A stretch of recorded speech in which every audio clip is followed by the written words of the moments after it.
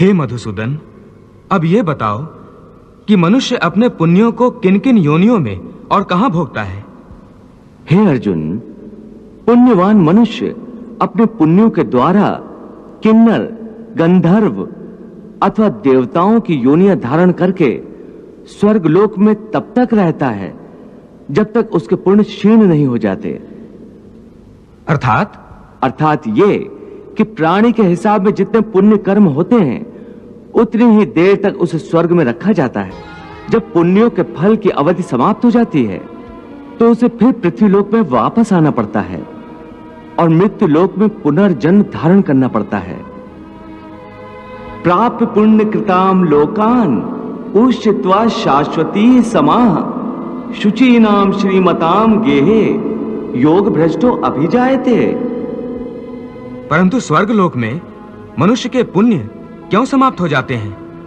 वहां जब वो देव योनि में होता है तो वो अवश्य अच्छे कर्म करता होगा, उसे इन अच्छे कर्मों का पुण्य तो प्राप्त होता होगा। नहीं अर्जुन, उच्च योनि में देवता बनकर प्राणी जो अच्छे कर्म करता है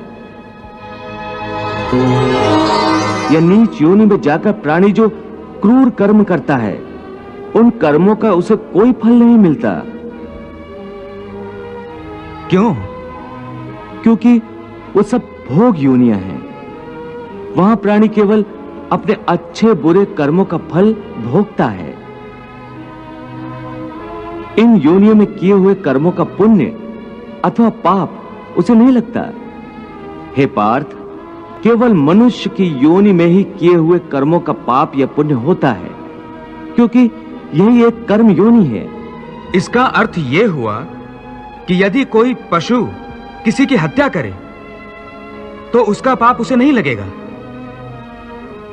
और यदि कोई मनुष्य किसी की अकारण हत्या करे तो पाप लगेगा। बिल्कुल ठीक। परंतु यह अंतर क्यों? इसलिए कि पृथ्वी लोक पर समस्त प्राणियों में केवल मनुष्य एक ऐसा प्राणी है जो विवेकशील है। वो अच्छे बुरे की पहचान रखता है। दूसरा कोई भी प्राणी ऐसा नहीं कर सकता। इसीलिए यदि सांप किसी मनुष्य को अकारण भी डस ले और वो मर जाए तो सांप को उसकी हत्या का पाप नहीं लगेगा। इसी तरह शेर दूसरे जानवरों की हत्या करता है तो उसे उसके पाप नहीं लगता। या बकरी का उदाहरण लो, बकरी किसी की हत्या नहीं करती, घास फूस खाती है, इस कारण वो पुण्य की भागी नहीं बनती। पाप पुण्य का लेखा जोखा अर्थात प्रारब्ध केवल मनुष्य का बनता है। इसीलिए जब मनुष्य अपने पाप और पुण्य भोग लेता है तो उसे फिर मनुष्य की योनि में भेज दिया जाता है। ते तम भुक्त्वा स्वर्ग लोकम विशालम क्षीणे पुण्ये मर्द लोकम विशन्ति एवं त्रिधर्मम अनुप्रपन्ना गतागतम काम कामा लभन्ते।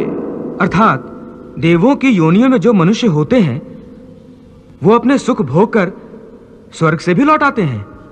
हाँ, और मनुष्य की योनि प्राप्त होने पर फिर कर्म करते हैं और इस तरह सदैव जन्म मृत्यु का कष्ट भोगते रहते हैं।